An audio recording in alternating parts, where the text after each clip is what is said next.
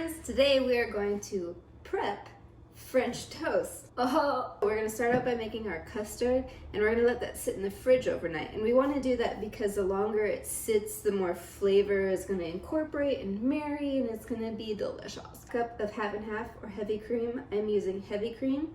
We're gonna put this in here. I gotta remember to breathe. Now we're gonna add in 3 eggs. All right, and now we're gonna add in 2 tablespoons of maple syrup, the real stuff. I'm just gonna eyeball it. I'm gonna add in some cinnamon. I'm gonna do about a teaspoon of this because I like it really cinnamony, maybe 2 teaspoons.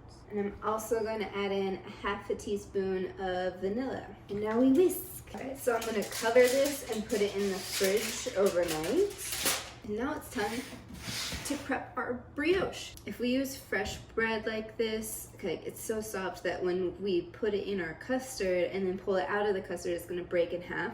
We don't want that, so we want it to stay whole. So what we're gonna do is we're gonna cut it into about 1/2 inch to 1 inch thick slices, and then we're going to let it sit uncovered overnight so it can get stale. I know it sounds gross, but trust me on this.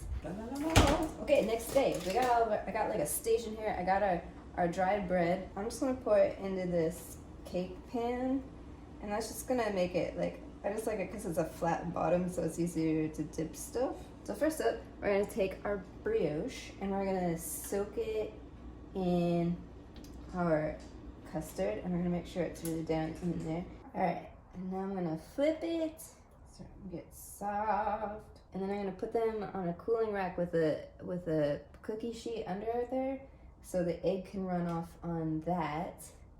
And then I'm gonna let them sit for another couple minutes just so it can really absorb what's still on the bread. All right, these are finally done. Now we're gonna put some butter in here. And this is pretty warm, so I'm just gonna do it like this.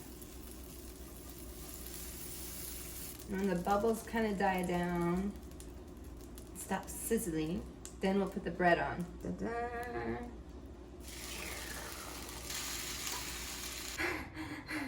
Alright, it's all finally done. Alright, so I just top it with butter and maple syrup. I also like to put some fresh fruit in there. Look at that.